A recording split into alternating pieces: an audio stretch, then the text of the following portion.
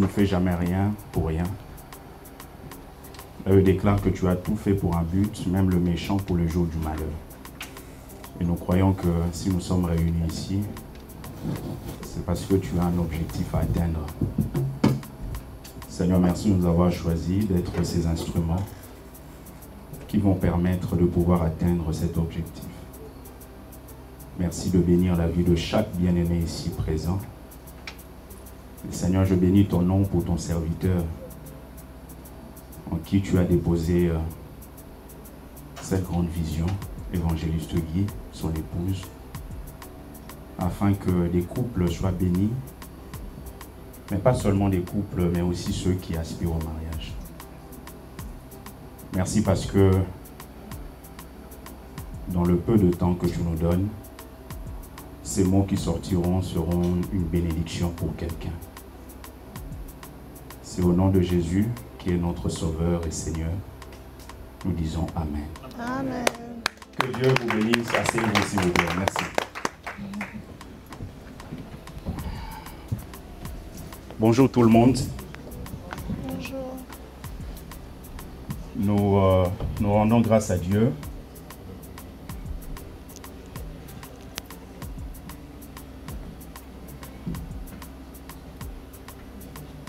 Nous rendons grâce à Dieu pour ce moment qu'il nous donne de partager dans sa présence.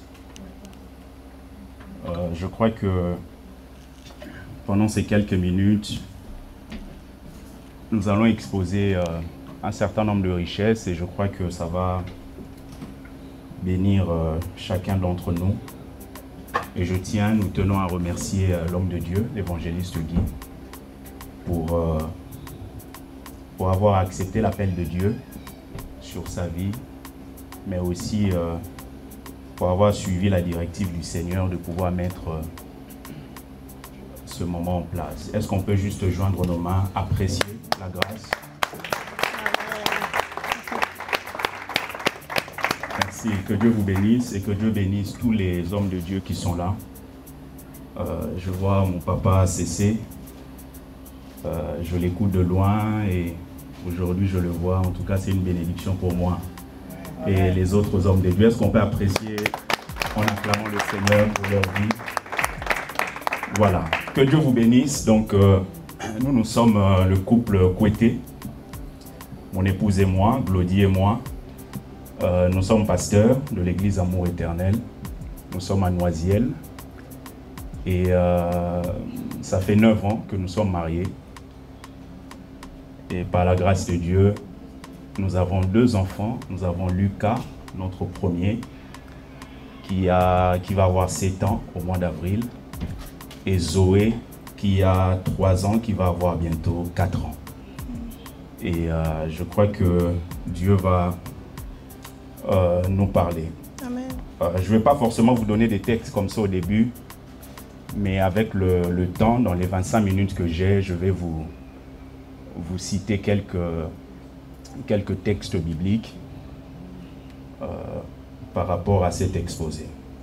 Alors, lorsque j'ai vu le thème, ce qui déplaît aux hommes, ce qui fait mal aux femmes, ça m'a beaucoup parlé parce que la première chose qui m'est venue dans mon esprit, c'est de me dire que l'homme est différent de la femme. C'est-à-dire que nous sommes des êtres différents et Dieu veut justement que cette différence-là puisse régner parce que c'est derrière cette différence qu'il y a la complémentarité. Et jour après jour, depuis que je me suis marié, je vois combien je suis très différent de ma femme. Et je bénis Dieu parce que si elle était comme moi, il y aurait eu des problèmes. Et c'est le fait d'être différent parce que la richesse est dans la différence. Dieu ne nous donne pas tous la même chose, mais ce qu'il donne à chacun de nous, c'est ce qu'il y a de meilleur. Et c'est vraiment important de pouvoir bénir Dieu en tant qu'homme, de se dire Dieu n'a pas fait d'erreur que je sois homme. Et en tant que femme, de dire à Dieu merci parce que je suis une créature que toi tu as voulu. Et c'est vraiment important. Et lorsqu'on parle même du mariage, on va essayer de définir certaines choses. Par rapport au thème, on voit la différence même dans la manière de concevoir l'amour. Vous allez voir que pour l'homme, généralement, l'amour, c'est le respect. Hein, c'est le respect. Un homme pouvait tout lui donner, mais si vous ne le respectez pas, en tout cas, s'il est responsable, vous aurez du mal à évoluer avec lui. Mais par contre, la femme, pour elle, l'amour, c'est plus l'affection, d'une manière générale. Vous pouvez lui donner de l'argent, etc. Mais si vous ne l'affectionnez pas, vous aurez toujours du mal à évoluer avec elle. Alors ici, nous parlons du mariage, mais pas de n'importe quel mariage. Parce que dans toutes les sociétés, les gens se marient. Vous allez en Inde, les gens se marient, ne connaissent pas Christ. Vous allez dans des pays là où l'islam est établi, les gens se marient, mais ne connaissent pas Christ. Et donc c'est important, nous qui sommes enfants de Dieu, de pouvoir revenir sur les bases, se dire finalement, qu'est-ce qu'on appelle le mariage qu'on peut qualifier de chrétien? Alors j'ai noté un mariage chrétien est un engagement entre un homme et une femme qui s'aiment et sont tous deux d'authentiques chrétiens. Un engagement total de la personne tout entière pour toute la durée de la vie. C'est un engagement à la fidélité réciproque. À la fidélité réciproque. Merci. Alors, il y a un texte dans la Bible qui m'a toujours fait du bien, c'est Apocalypse chapitre 19. Lorsque vous lisez ce texte, vous allez voir qu'on parle des noces de l'agneau. On parle des noces de l'agneau et on parle de la fiancée qui est l'Église. Parce que d'une manière scripturaire, l'Église est encore fiancée. Parce que le mariage aura lieu, l'apôtre Paul dit aux Corinthiens, il dit « Je suis jaloux de vous, d'une jalousie de Dieu, parce que je vous ai fiancé à un seul époux. Vous vous présentez à Christ comme une vierge pure. » C'est-à-dire que l'Église est fiancée et justement l'Église, depuis la Pentecôte, se prépare pour pouvoir vivre ce grand jour, vivre ce mariage. Alors la première des choses, je me rends compte que ici, peut-être il y a des gens qui ne sont pas encore mariés, mais vous allez voir que dans Apocalypse, lorsqu'on parle des noces de l'agneau, il y a quelque chose qui est dit, on dit son épouse s'est préparée. Et je me suis rendu compte que les gens se préparent pour la fête de mariage, mais ne se préparent pas pour le mariage. Vous allez voir les gens donner beaucoup de temps, de leur énergie, pour aller faire des essayages, pour aller acheter des choses, des décorations, etc. Mais vous allez voir que le couple ne prend même pas 3 heures dans leur moment de préparation pour prier ensemble par rapport à leur mariage. Alors qu'ici, on dit son épouse s'est préparée. Depuis que l'Église est née, nous sommes en train de nous préparer.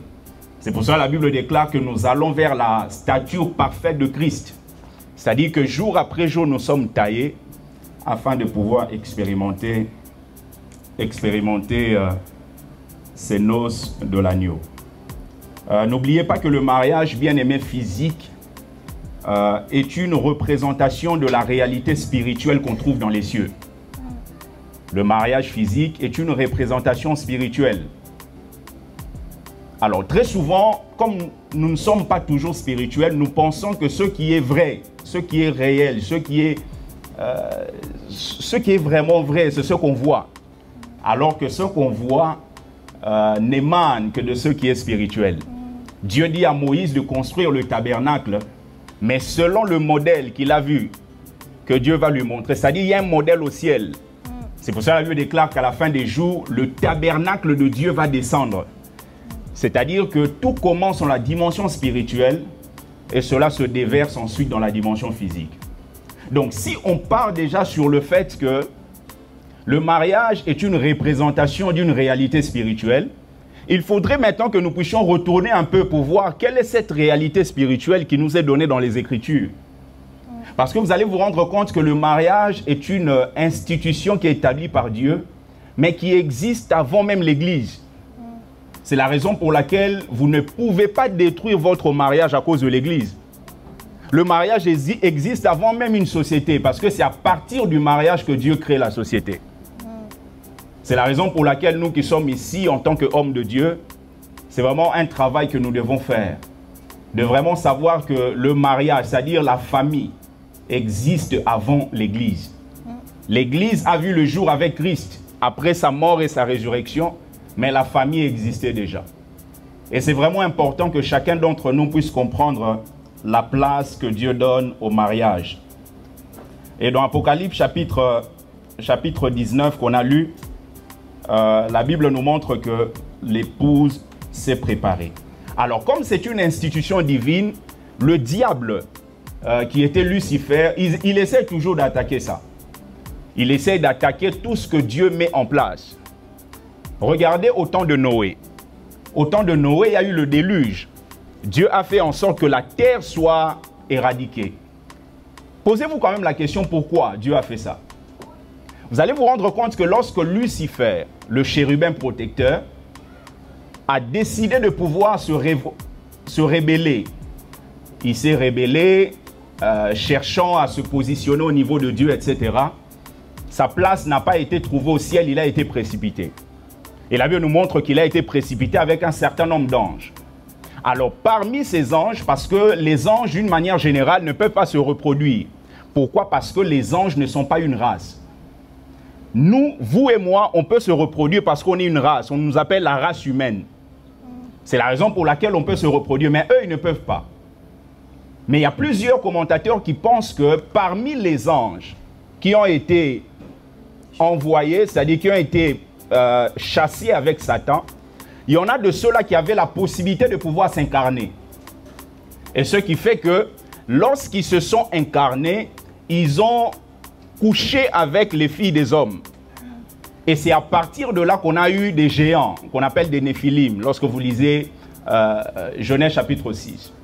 Alors Dieu sait que l'homme a péché, dans Genèse chapitre 2, 3, mais Dieu avait déjà donné une parole, c'est-à-dire avait donné une bonne nouvelle. En théologie, on appelle ça la protévangile, c'est-à-dire la première fois que la dimension de l'évangile a été annoncée. Dieu dit, le serpent va mordre le talon de la postérité de la femme, mais la postérité de la femme va écraser sa tête. C'est-à-dire que le fait de mordre son talon, c'est l'image de la mort que Christ va connaître. Mais même lorsque Christ est en train de mourir, même lorsqu'il sera en train de mourir, ce sera quand même une victoire parce qu'il sera en train de pouvoir écraser la tête du serpent. Et donc, Satan, qui ne connaît pas tout, il n'est pas omniscient, mais il savait que la victoire doit venir au travers de la postérité de la femme. C'est la raison pour laquelle il a libéré ses anges qui avaient la possibilité de s'incarner afin de pouvoir connaître les filles des hommes et modifier la nature de la race humaine. Parce que si la nature de la race humaine est modifiée, automatiquement le salut, bien-aimé, ne pourra pas venir. C'est la raison pour laquelle Dieu a regardé, a vu une famille qu'on appelle la famille de Noé. Cette famille n'était pas encore affectée. Et Dieu se dit, je vais choisir cette famille et détruire tous les autres, les autres hommes, afin de pouvoir recommencer une nouvelle race qui va permettre justement par la suite l'établissement du salut et l'effectivité de ce que Jésus va faire. C'est vrai qu'après Genèse 6, on voit la dimension des Néphilim, même lorsqu'ils sont partis à Canaan pour explorer la terre promise. Mais vous allez vous rendre compte qu'une grande partie du travail a déjà été effectuée parce que Dieu comptait et il tenait au salut des hommes. Et c'est d'ailleurs la raison pour laquelle Satan combat les chrétiens d'une manière particulière, parce que nous avons ce que lui a perdu. Ézéchiel nous parle du fait qu'il avait des pierres précieuses sur ses habits. Les pierres précieuses, c'est l'image de la couverture qu'il avait. N'avez-vous jamais constaté qu'il y a des gens qui vous détestent?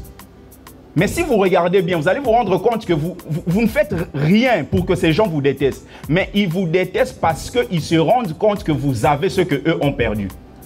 Oui. Vous allez voir, lui, il a mal géré son couple. Hein. Divorce, divorce, divorce. Mais il commence à haïr ceux qui sont proches de lui. Pourquoi? Parce qu'il se rend compte que vous avez ce que lui a perdu. En fait, Satan a perdu cette couverture. Mais la particularité, c'est qu'avec l'homme, Dieu va beaucoup plus loin. Parce que sur ses habits, il y avait 9 pierres, qui est l'image de 9 fruits de l'esprit dans Galates. Mais le problème, c'est que sur le souverain sacrificateur, il n'y avait pas 9 pierres, il y en avait 12. Donc, si vous prenez les 9 qu'il y avait sur les habits de Satan, il faut en ajouter 3. Parce que lui, il en avait 9, plus l'or qui est l'image de la divinité. Parce qu'il naviguait dans la divinité de Dieu. Mais le problème, c'est que dans Satan, il n'y avait pas la présence de Dieu. Il n'y avait pas la personne de Dieu. Et les 3, ça représente la Trinité, c'est-à-dire le Père, le Fils, le Saint-Esprit. Et le Saint-Esprit qui vient en nous représente les 3.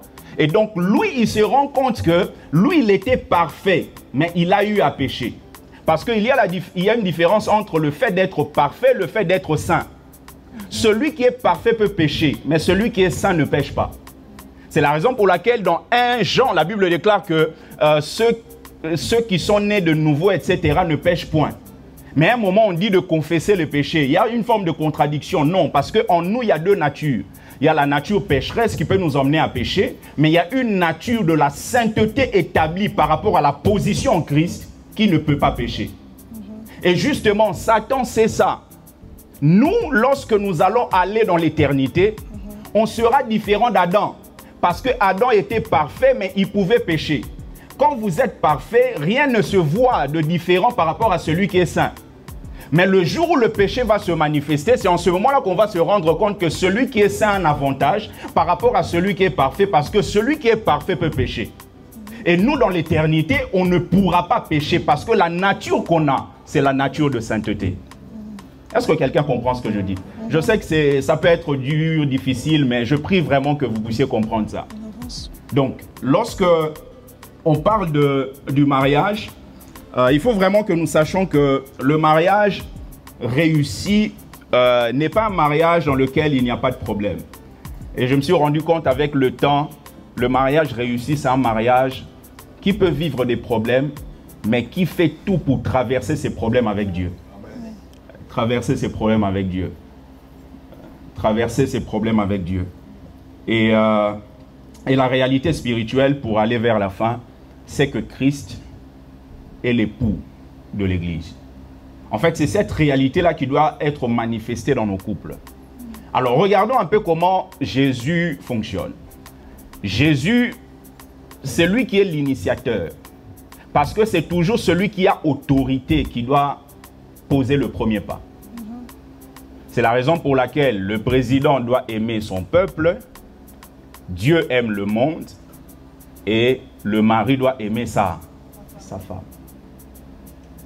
Jésus aime son Église et à partir de cet amour, l'Église peut lui être soumise. Quand vous regardez les textes de Paul, je n'ai pas beaucoup de temps pour lire tout ça, il dit par exemple, femmes, soyez soumises. On parle à qui? Aux femmes. On ne dit pas homme, dis à votre femme. Non, non, non. On parle à la femme. Femme, soyez soumise. C'est-à-dire qu'en tant qu'homme, si je vois que la soumission n'est pas établie, ce que je dois faire, c'est de prier. C'est de chercher Dieu qui est celui qui a établi le mariage, afin que ce qui doit être la vie du mariage, que nous puissions vivre ça. Donc le mari doit aimer sa femme.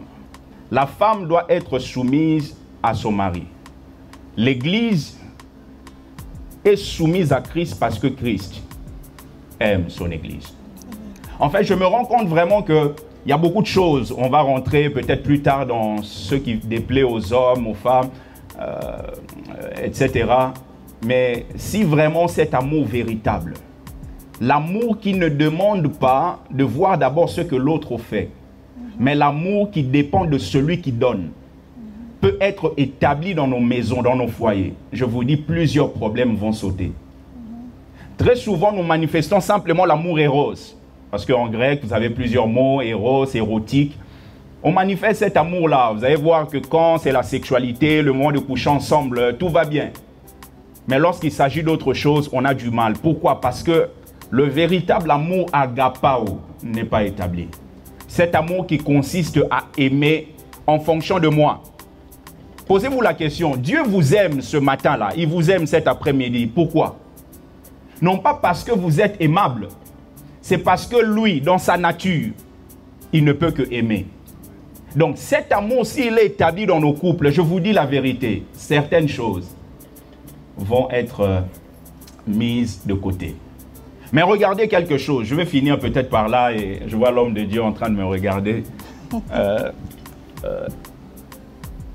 Je crois vraiment que dans le mariage, c'est important de commencer en vivant le repos de Dieu.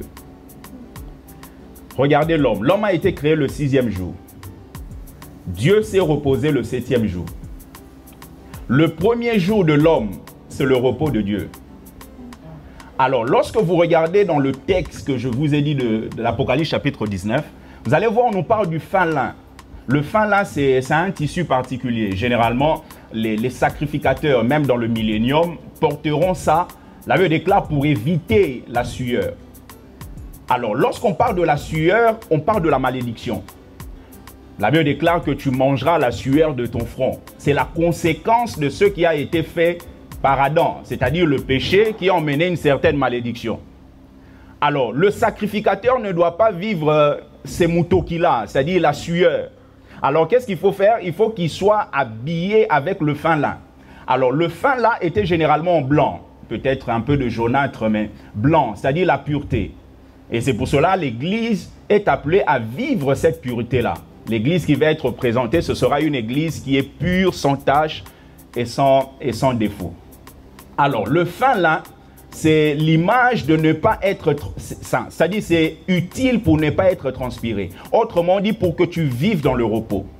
Je crois vraiment que tout mariage qui veut accomplir les desseins de Dieu, c'est un mariage qui doit commencer dans le repos de Dieu. L'homme a été créé le 6e jour. Le 7e jour, Dieu s'est reposé. C'est-à-dire que le premier jour de l'homme, c'est le repos de Dieu. L'homme ne doit pas commencer sa vie dans le travail. Il doit commencer sa vie en se reposant sur ce que Dieu a fait. C'est-à-dire qu'un mariage qui se repose sur le fait que Christ a vaincu, et au travers de ce qu'il a vaincu, qui est une réalité spirituelle, se dire que nous aussi, nous pouvons vivre cette victoire dans la réalité physique. Bien aimé, c'est déjà un pas vers la victoire. Se reposer sur ce que Dieu a fait. Ce que Dieu a fait. Ce qui déplaît aux hommes, ce qui fait mal aux femmes. Je vais vous dire deux choses seulement, peut-être pour finir. La première des choses, je crois que les hommes, d'une manière générale, comme je l'ai dit au début, n'acceptent pas le manque de respect. Le manque de respect. Et très souvent, il y a plusieurs femmes qui le font même en public. Et je crois que nous avons vraiment besoin de la sagesse de Dieu dans nos couples. Je me rappelle, il y a quelque temps, il y avait un bien-aimé qui avait, à chaque fois qu'il a des problèmes avec sa femme, alors lui, il sort tous les secrets de leur maison, quoi. Et donc, sa femme vient au culte, et lui, il est énervé, il dit, d'ailleurs, quand vous l'avez vu au culte, là, elle ne s'est pas lavée le matin. C'est-à-dire que quand j'ai entendu ça, j'ai dit, mais quelle immaturité. Quelle immaturité. C'est-à-dire que demain, vous allez arranger, mais nous, on n'oublie pas. Preuve, je vous ai raconté ça aujourd'hui. Nous, on n'oublie pas. C'est-à-dire que lorsque je vois sa femme, d'une manière ou d'une autre, j'ai comme cette dimension qui revient. C'est vraiment important de pouvoir avoir cette sagesse-là. Vous voulez aller vers le mariage, demandez à Dieu la sagesse. Demandez au Seigneur la sagesse. Demandez à Dieu de vivre la sagesse, d'expérimenter la sagesse. Parce que c'est avec la sagesse qu'on peut bâtir. Et je vois souvent même les femmes, de foi, qui viennent dans nos églises. Vous allez voir, vous êtes très respectueuses vis-à-vis des pasteurs. Mais vous insultez vos maris. C'est pas normal. C'est pas normal. C'est la raison pour laquelle vous allez voir, il y a certains hommes qui ne prient pas forcément, mais qui ne viennent pas dans nos églises parce que le respect là-bas à l'église, maman Chantal, ça va? Ça va, papa. Mais avec ton mari, Kende Kuna, il y a des trucs dans la cuillère. Si vraiment, à partir de ce moment, chacun de nous peut s'examiner en se disant, mon couple peut aller mieux. Mon couple peut avancer. Et la deuxième des choses par rapport aux femmes, surtout avec les remarques de mon épouse, etc., je crois que les femmes détestent le fait que nous ne soyons pas investis dans ce qu'elles vivent. Nous ne soyons pas investis dans ce qu'elles vivent. Et ne pas être sensibles à leur langage d'amour. Je n'ai pas beaucoup de temps pour entrer dans ce que cet homme raconte par rapport au langage, mais chacune d'elles a une forme de langage qui lui parle le plus. Il y a des femmes, des fois, il suffit juste d'avoir 3 € qui fassent un peu beau. Tu choisis un McDo quelque part, vous allez vous acheter des cornets là de 1,50 €. Vous faites un peu le tour du parc et quand vous rentrez, pour elles, c'est vraiment le paradis, quoi. Mais il y en a d'autres, peut-être il faut juste dire des bonnes paroles, des choses comme ça. C'est important de pouvoir connaître son épouse afin de pouvoir répondre à ce langage d'amour principal par rapport à sa vie. Voilà un peu. Que Dieu vous bénisse abondamment. Que Dieu vous bénisse. Je sais que papa CC complétera. Shalom, shalom. Donc moi je m'appelle apôtre Séraphim Ntela, CC pour les intimes. J'habite à l'ouest de la France. C'est vrai qu'il fallait que je sois accompagné, mais pour des raisons familiales, elle est restée. Je suis marié il y a de cela 26 ans, je crois. 26 ans. Ok. J'ai 6 enfants seulement.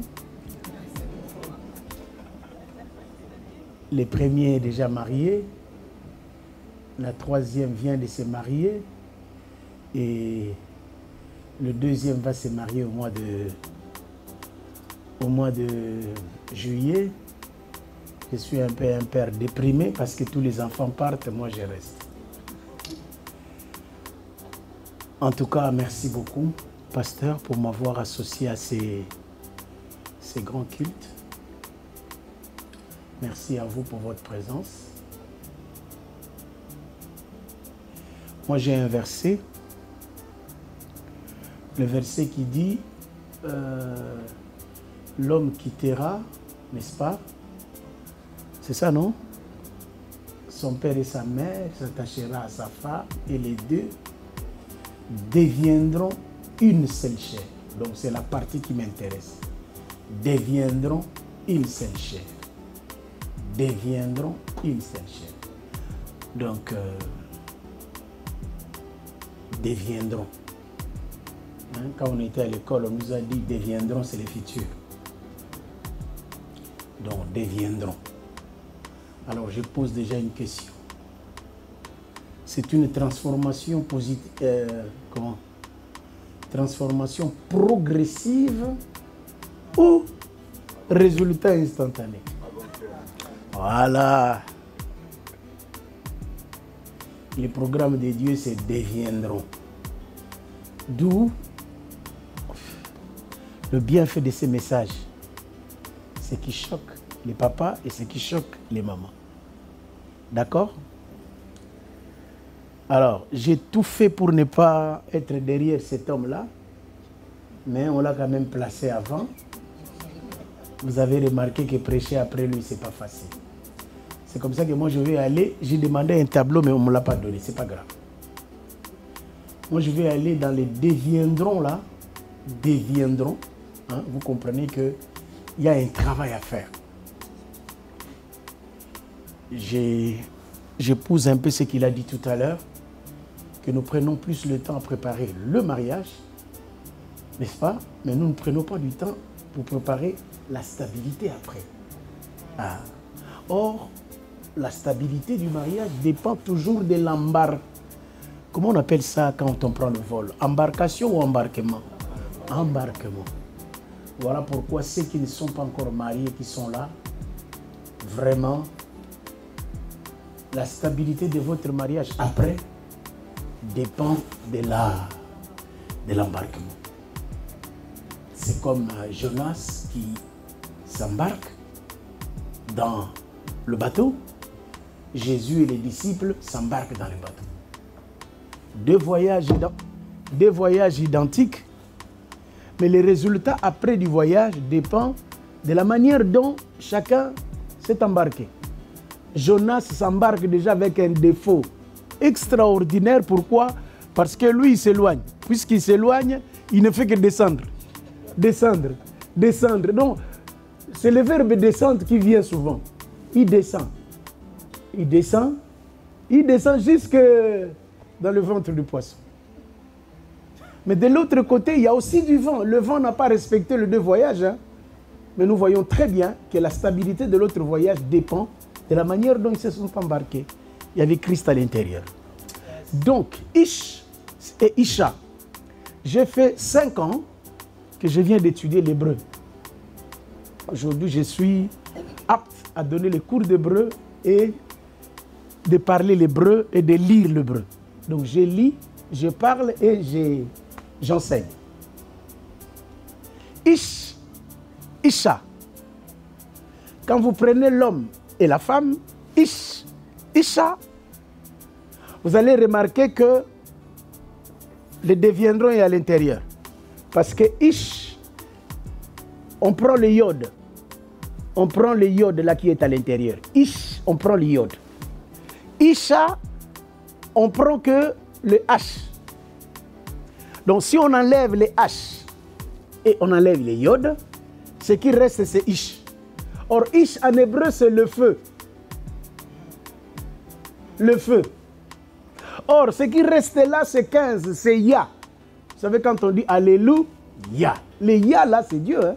Alléluia, c'est louer Dieu. Quand on dit Mori, Mori quoi? Mori Ja. Le Ja là, c'est Dieu. Oh. Quand on dit Yeshua, là, c'est Dieu. Donc, je disais quoi? Je disais que quand vous enlevez Dieu dans Ish et Isha, ce qui reste c'est le feu. C'est normal. Voilà pourquoi papa a raison que déjà, ce qui peut nous permettre à avoir un mariage équilibré, c'est de faire quoi? De garder Dieu dans le couple. Quand vous avez Dieu dans le couple, c'est comme quand on prêche dans le mariage, on dit, vous voulez être unis, c'est simple. La lampe, elle est là. Toi, regarde la lampe, l'autre aussi regarde la lampe. Donc, quelles que soient vos divergences, vous serez obligés à faire quoi? À regarder à la même direction et de ne pas prendre l'argent de la famille pour aller construire une maison à Kinshasa et que son mari, on vient seulement informer à son mari que non, voilà ton mari. Et n'assumez le pain. Les pasteurs peuvent venir mettre les pieds, les mains, tout ça. Rien. Non, ça ne va pas barder, le mariage est déjà foutu en l'air. Alors, ça c'est mon premier point. Je voulais tout simplement m'attarder sur deviendront. D'accord? Je donne quoi, papa? Je donne la farine, je donne l'huile. C'est ça, non? On prend l'huile, on prend la farine. Qu'est-ce qu'on fait? On fait quoi? Il n'y a personne qui fait le gâteau ici. Il n'y a pas des Angolais. Hein? Comment tu fais le bol? Tu prends la farine, tu prends l'huile, tu mets à l'intérieur. Qu'est-ce que tu fais? Tu fais quoi? Mélange. Au fait, le mariage, c'est un mélange. Quand tu mélanges, à un moment, qu'est-ce qui se passe? Tu cherches l'huile. L'huile est dans la farine. Tu cherches la farine est dans l'huile. Ah ouais. Ça fait 26 ans. Mon premier souci avec ma femme, c'était les déjeuners. Moi, je suis né dans une famille où on ne déjeune pas. Le matin, déjà, il faut la moule. Alors, elle me dit, déjeuner, chérie. Il fallait que les parents viennent nous séparer. Mais à force, celui qui trouve une femme trouve quoi? Mais ce n'est pas toujours ça. Hein?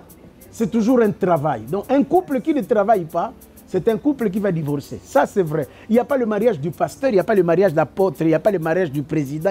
Le mariage, c'est comme l'église, il n'y a qu'une seule église. Vous ne travaillez pas, vous allez divorcer. Pourquoi? Parce que quelqu'un a dit, quoi? L'amour rend aveugle, mais le mariage t'ouvre les yeux. Quand on était fiancés, elle vient, oh chérie, hein, elle rentre. Mais maintenant, on est obligé de dormir. Donc, il voit vraiment comment je ronfle là. il prend le temps de se réveiller, il regarde, il faut travailler. Est-ce que vous êtes là? Donc, qu'est-ce qui déplaît aux hommes, qu'est-ce qui déplaît aux femmes? La liste peut être là, mais cette liste-là ne sera jamais exhaustive. Mais on table sur ça, on table sur le vert. Hein? Est-ce que quelqu'un connaît la réalité de la couleur verte? En fait, la couleur verte, c'est la couleur qui vient de quelle couleur et quelle couleur? Marié, la couleur verte, c'est le résultat de quelle couleur et quelle couleur? Hein? Voilà, jaune et bleu. Vous mettez ensemble, mais pour que la couleur verte soit là, il faut que le jaune fasse quoi? Disparaisse. Et l'autre là aussi fasse quoi? Donc quand tu entres dans le mariage, tu te dis, moi je suis un homme, et puis voilà, ça ne marchera pas. D'accord? Faisons, on a toujours dit, là où il y a un amour, c'est parce qu'il y avait deux amours, mais qui se sont sacrifiés. Deux amours se sacrifient. D'accord? Voilà, parce que quand j'ai eu ma femme, elle avait dit, bon, soyez-en sûrs, hein, je ne suis pas pédophile, elle avait 18 ans. Moi, j'avais 26 ans, je crois. Je suis allé chez sa mère, je lui ai dit, maman, je vais prendre ta fille en mariage. La maman qui me connaissait, qui priait là où moi j'étais berger, il m'a regardé, il a dit, papa, quand je le vois Tintin, papa, mais au bas de moi, vraiment, est-ce que tu es sérieux? J'ai dit, maman, moi Tintin, mais comment maman? Toi tu viens ici, moi je t'impose les mains, tout ça, et puis tu me... Bon, c'est vrai qu'il faut aussi voir comment j'étais. Hein. Un de mes ennemis a envoyé une photo à ma première fille. Qui a pris la photo, il est allé chez sa maman, il a dit, maman, explique-moi un peu, toi tu as aimé papa où? Parce que si vous voyez vraiment la photo, en tout cas, vous connaissez l'expression Toubou, n'est-ce pas, non? Informe et vide. Est-ce que vous êtes là? Alors, qu'est-ce qui déplaît aux hommes? Je pense que j'ai voulu tout simplement retenir votre attention sur le terme deviendront. Là, je ne vais pas entrer en hébreu. Parce que deviendront, là, en hébreu, on peut aussi s'asseoir et étudier ça sérieusement. Mais je n'ai que 25 minutes, n'est-ce pas? Il n'y a pas un tableau surtout pour que vous puissiez suivre très bien. Mais je dis que vous mettez Dieu à côté de votre mariage, vous n'allez vivre que le feu. Mais Dieu dans votre mariage, le mélange se fera d'une bonne manière. À 26 ans de mariage, 6 enfants, d'ailleurs quand je l'ai épousée, elle répondait à mes portraits. Mais 26 ans après quand même, quand je fais semblant, je regarde, je dis, ah Seigneur, le pasteur mondial et sa femme ont cherché des problèmes. Ce qui déplaît aux hommes et ce qui déplaît à la femme. Amen. On a discuté ensemble avant de venir. Je lui ai dit, chérie, tu sais pourquoi moi je t'aime. Moi, ma femme, je l'aime. Transmettre à mes enfants ce que moi je n'ai pas eu. C'est comme ça que j'ai... Ce n'est pas le pastorat seulement et l'apostolat, mais c'est un objectif que j'ai eu trop jeune, à 10 ans. Vous savez quand tu n'as pas de... Quand tu ne grandis pas dans une famille normale, je peux dire, l'avantage est que tu as des décisions tôt. Hein? Tu deviens mûr, mature très tôt. J'ai pris des décisions, mais j'avais 11 ans. Parce que mon père m'avait arraché de ma maman chérie. Et moi, je n'ai grandi qu'avec... Alors, je n'ai grandi qu'avec des femmes. Alors maintenant, je devais me marier, je me suis marié. Ce qui déplaît aux hommes, c'est que je n'aime pas chez ma femme, c'est qu'ils puissent me prendre comme son enfant. Ouais. Parce que les femmes ont une mauvaise manière de nous considérer toujours comme des enfants. Ola Timabe. Oloba Timabe. Yaya. Maman Nanga Koufa. Toi, tu es qui? Tu es qui? Tu es ma femme, tu n'es pas maman. Déjà, maman est à la gâtée. Je suis ton mari, moi je suis... en fait, toi tu es ma femme, n'est-ce pas? Me faire des remarques. À bout de chemin, je lui ai dit, je t'ai donné 6 enfants. Yaya, éducation 6 enfants pour quitter. Il faut encore revenir vers moi. En tout cas, ça me déplaît beaucoup. Ce que j'aime pas chez ma femme. Quand je dis... Non, en fait... Quand je dis pas ma femme, je veux dire les femmes. Ah, comprenez-moi. Oui, je ne vais pas venir exposer ma femme quand même ici. Non, je suis en train de dire, je suis pasteur, j'ai fait le pastorat pendant une 30aine d'années. Hein. Même si j'ai laissé, je suis devenu apôtre. Donc moi, l'église 4 coins ne m'intéresse pas plus beaucoup. Mais quand j'étais pasteur, je suis en train de vous livrer un peu l'expérience aussi pastorale. Dans toutes les maisons, c'est la même chose. Qu'est-ce qu'il y a encore chez les femmes que les hommes détestent? C'est de pouvoir me comparer. Chaque fois que tu me compares, je répète souvent, chérie, ne me fais quoi? Ne me compare. On ne m'a pas présenté professeur de grammaire. On m'a présenté prédicateur de l'évangile. Vous m'écoutez, prédicateur, elle est là, elle ne m'écoute pas prédicateur. Elle relève les fautes. Ça, j'aime pas. J'ai commencé par ce que j'aime pas chez la femme, non? Je vais dire après. Ce que j'aime pas chez la femme, c'est sa manière de gérer l'argent. Les mamans en matière de gestion, aïe. Grand frère, surtout en Europe ici, si maman suivait mes conseils, en tout cas, on ne pouvait pas manquer 300 000, 400 000 euros. Ah oui, hein? Beaucoup de mariages se sont volés en éclats. Pourquoi? Les enfants. Vous vous rendez compte, moi, je suis arrivé en 2001. J'avais des enfants de 3 ans. Hein? La dernière avait 6 mois. Donc, maman, économiquement parlant, on allait avoir beaucoup d'argent. Mais les femmes, toujours une manière drôle. Bon, ils disent toujours, oh, papa, trop. Mais ngata nazo kaba. J'ai toujours système B. Et puis, je dois tout faire pour ne pas lui dire ça. Pour ça, yebisi au baby.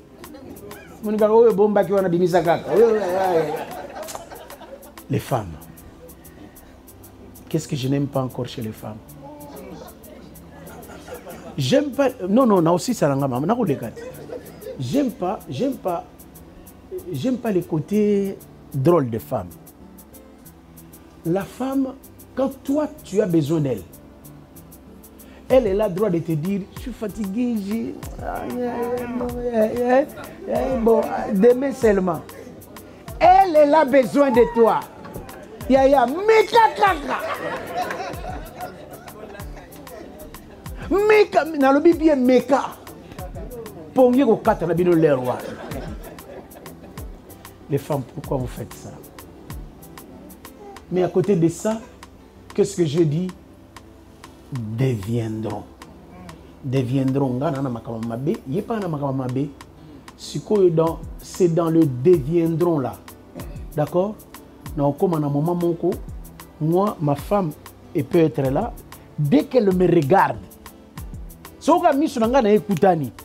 je sais déjà ce qu'elle me dit. Ça, c'est le résultat de quoi? Deviendront. On peut donner la liste, hein? Est-ce que vous êtes là? En tout cas, moi, je peux m'arrêter là. S'il y a encore une autre personne, moi, à 26 ans de mariage, je me dis, les problèmes, il y en a, il y en aura, parce que parmi nous ici, il y a des gens qui se sont mariés un peu après moi, qui ont encore plus d'expérience. Les problèmes vont exister. C'est comme les Français disent, un train en cache un autre. Quand on était encore jeune, il y avait des problèmes de liés à la jeunesse. Quand on a fait quoi? Quand on a un peu grandi, les problèmes, voilà. Quand on, hein? Voilà. Bon, maintenant, c'est que les femmes n'aiment pas. Ça va? Déjà, dans un premier temps, la femme n'aime pas que tu ailles chercher ailleurs. N'est-ce pas? L'infidélité, c'est quelque chose que ta femme ne te pardonnera. En fait, on est chrétien, hein? Il te pardonnera. Mais il ne te pardonnera jamais. Tu vas les remarquer qu'à chaque fois que besoin qu'on soit, parce que moi je ne crois pas à ça. Il y a des pasteurs qui disent oh non, moi, avec ma femme on sait. Hein? Non, il n'y a pas de oh, avec ma femme. On a les vieils hommes, hein? Escroc. Pasteur, des problèmes on en a. Parce que le mariage, hein? On a tous les mêmes problèmes. Mais maintenant, dans notre capacité, j'ai aimé l'intervention des papas tout à l'heure. Quand on met Dieu, c'est Dieu qui vient. J'étais tellement, mais il vient te dire, c'est. Les Congolais disent, tiens, c'est. Ce qu'on a eu, c'est non, tout à fait, mais tiens, d'accord? La femme, qu'est-ce qu'elle n'aime pas? La femme n'aime pas. Tu vois, moi, je suis venu à un programme. Elle va m'appeler le soir. Elle va me dire, chérie, ça va? Ça s'est passé comment? Que tu lui dises seulement, oh, gloire à Dieu. Les femmes n'aiment pas les gloires à Dieu. La femme aime, comme aujourd'hui, elle m'a posé la question hier, tu as mangé quoi? On t'a mis où? Il faut que toi... Maintenant, nous les hommes, maintenant, ça nous embête. Nous les hommes, c'est dans le but déjà que les gars disent bien. Non, tu dois prendre le temps de faire quoi? Parce que la femme aime être écoutée. Des détails, merci beaucoup papa. Au PC détail, qu'on soit né bani, quand il y a des détails, même les enfants commencent à vous poser la question, maman, c'est pour ça seulement. Est-ce que vous êtes là? C'est comme ça que moi, quand je viens prêcher sur Paris, j'habite Nantes, je rentre jamais les dimanches. Non mais maman, je suis déjà fatigué. Quand je vais aller là-bas, allez, il faut détailler. Et non, je préfère dormir ici. Le lundi, j'arrive là-bas, je détaille tout. Qu'est-ce que les femmes n'aiment pas? Les femmes n'aiment pas qu'on puisse les exposer. Hein? Ça, vraiment, c'est quelque chose aussi de très important dans la belle famille. Moi, je suis né, moi, dans ma famille, on est 40, mais les garçons, on peut être 10. Tous sont des femmes. Donc, j'ai des aptitudes de femmes, moi, beaucoup de... Moi, j'ai la propriété de femmes. Alors, je fais toujours très, très attention quand je suis avec mes sœurs de protéger ma femme. Alors, les femmes n'aiment pas quand on les expose. Les mamans pasteurs, moi, j'ai une femme maman, qui était pasteur. Jamais tu dois dire des choses vous concernant à la maison devant les gens et elle est là, tu ne pardonneras pas. Qu'est-ce que j'ai dit? Les femmes aiment toujours être aimées. Comme Dieu a dit, la soumission de l'homme c'est quoi? Aime ta femme. La soumission de la femme c'est quoi? Soumise. Regarde ça. Soumise, soumission. Ton mari est là, tu as fait quoi? Entre sous la mission de ton mari. Tout se passera bien. Donc, qu'est-ce que j'avais encore à dire? Je pense qu'il est 25 est déjà là. Moi, je pensais vous dire, les mots deviendront. D'accord? Mon intervention s'articule sur ce verbe-là. Deviendront. C'est-à-dire que les problèmes, on vivra jamais un mariage où, parce qu'on a bien expliqué théologiquement, parce que... Non. Il y a toujours d'un côté Sarai, de l'autre côté Abraham. Sarai, et puis qui? Abraham. Un couple comme ça, vous savez, ne peut pas donner des enfants. Hein? Parce que d'un côté, il y a Sarai, de l'autre côté, il y a Abraham. Sarai veut dire, elle a lutté. On comprend ça? Une femme à la maison qui a à lutter, elle, toujours, c'est la lutte. Saraya Bounana Tembe. C'est elle-même qui va négocier. Bon, tu peux prendre Agar. C'est elle-même qui va encore changer pour dire Agar, et puis en plus de ça, Dieu est pour elle. Regardez ce qui se passe. Grand frère, au plus longtemps dans ton mariage, tu resteras Abraham. Il y aura un problème dans les couples. Un problème comme ça, c'est un problème. Un mariage comme ça, c'est un mariage dysfonctionnel. Mais regardez ce que Dieu fait. Sarai, si vous regardez bien dans le mot Sarai, hein, les Ila, c'est 10. Si vous regardez Abraham ici, les Abraham là, c'est 243. Il manque un 5 pour devenir 248. Est-ce que vous êtes là? Bon, les mamans, c'est le mot de la femme, non? Les mamans, c'est le mot de la femme. Regardez ce qui se passe. Qu'est-ce que Dieu fait? Dieu coupe, pasteur, Dieu coupe les 10 de la femme. Maman Mungafola. Dieu, qu'est-ce qu'il fait?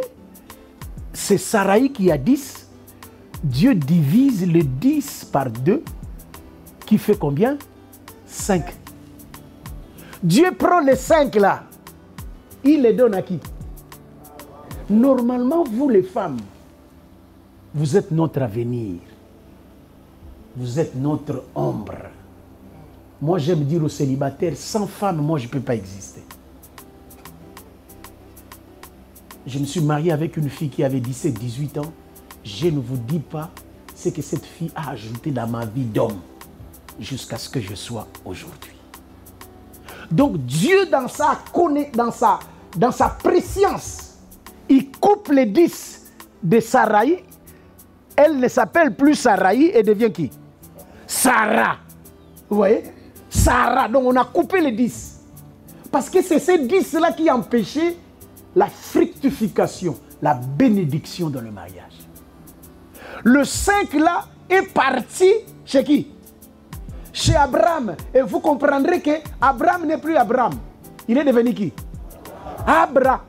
Le Ha là est venu d'où? Non. De Sarai, de Sarah. C'est Dieu qui a coupé ça, il a mis ça là-bas. Or, 5, c'est le souffle. Au fait, la femme vient donner le souffle dans la vie d'un homme pour que l'homme puisse s'épanouir. Parce que dans la vie, l'ombre est toujours supérieure à... L'ombre est supérieure à quoi? À quoi? À la réalité. C'est-à-dire que quand je me mets debout, lorsque la lumière revient, mon ombre sera toujours plus grand que ce que... Donc la femme, c'est mon ombre. Alors si, dans votre mariage, c'est le mariage de Abraham et Sarai, pas de bébé. Ni spirituel, ni physique. Vous voulez le bébé? Femme, couple 5. Donne ça à qui? À ton homme et ton homme. Il ne sera plus Rosek, parce que Abraham veut dire Rosek, obscurité. Mais dès qu'Abraham a eu quoi? A eu les 5. Abraham est devenu notre père. Donc, ceux qui veulent se marier, moi, je viens d'écrire un livre, parce qu'il est temps d'écrire quand même, qui a pour thème patience. Parce que normalement, avec ma femme, on avait 26 ans, mais j'ai eu des complications pendant 5 ans. Donc, normalement, on a 31 ans de vie ensemble. Et dans ce livre, Patientia, j'ai écrit dans les détails tout ce que j'ai connu comme galère.